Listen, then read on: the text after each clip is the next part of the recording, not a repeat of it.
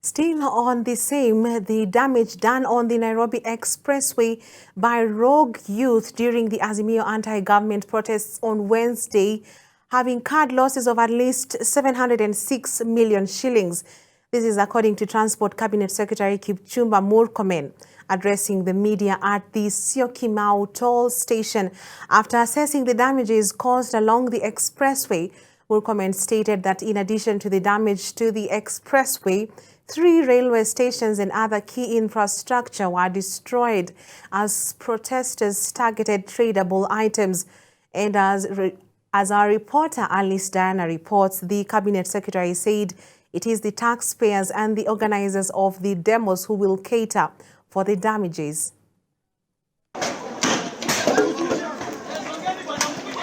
The government has condemned the vandalism that was carried out by rogue youths on several infrastructure in Nairobi and Machakos counties during the anti-government protests on Wednesday.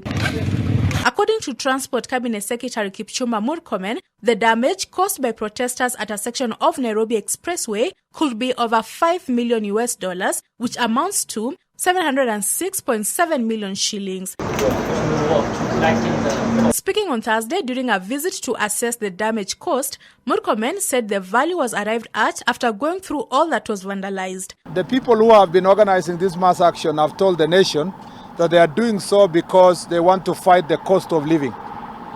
But the damage only done on the expressway could be anything up to, for that short period of time, could be anything up to $5 million. And if it reaches that level, in one infrastructure, I'm not talking about the railway, there are 4 railway stations. In addition to the damage to the expressway, the CS said 3 railway stations and other key infrastructure were destroyed. From the Syokimau railway station to the stations at Pipeline, Embakasi, and one more. That is Tobias, what's the other station? And Makadara. Pipeline and Mukuru. Those stations, as you can see, they have been badly damaged. The events of yesterday cannot be equated to exercising constitutional right of freedom of movement or information or political rights as purported by the perpetrators of this very heinous act. According to Murkomen, the attacks on key infrastructure witnessed on Wednesday was pre-planned. He noted that the government will ensure that those who participated in the destruction are brought to justice. We've come here to assure the investors of this very important project that the government of Kenya is going to do everything humanly possible to make sure that we bring all the perpetrators to justice. Fortunately, most of them were captured in camera, in the CCTV cameras that were here.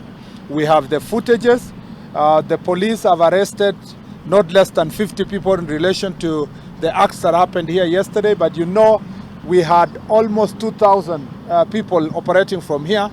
We will do everything humanly possible. So far, police have already arrested more than 50 people linked to the expressway vandalism. As per the agreement we have on Moja Express, the people of Kenya, the taxpayer, is going to pay for this damage. We will not allow the already overburdened Wanjiku to pay this on their own. We will make sure that all those who organized this mass action yesterday and this targeted attack are going to personally pay. They will carry vicarious liability for every damage that was caused, and for every penny that will be paid from the exchequer, they will be asked to indemnify the people of Kenya, and they will have to pay. The Transport Minister stated that the damages will be catered by the taxpayers. He, however, noted that the ministry will institute a civil suit that will ensure the organizers of the protests pay for the damages to compensate the exchequer for the amount paid. Meanwhile, the government has lifted a suspension of public service vehicles from using Nairobi Expressway effective immediately. Transport Cabinet Secretary Kipchumba Murkomen said the move is aimed at boosting mobility across the city. Today, the government of Kenya lifted the ban that was PSV vehicles using the Expressway. We are now opening it for PSV vehicles that want to use this route, and we want to make sure that we support this infrastructure, because the future of delivery of infrastructure in Kenya is no longer going to be purely on using taxpayer money. We can use private investments like the Moja Express to do PPP programs that are going to protect the people of Kenya. Alice Diana, Hope TV News Watch.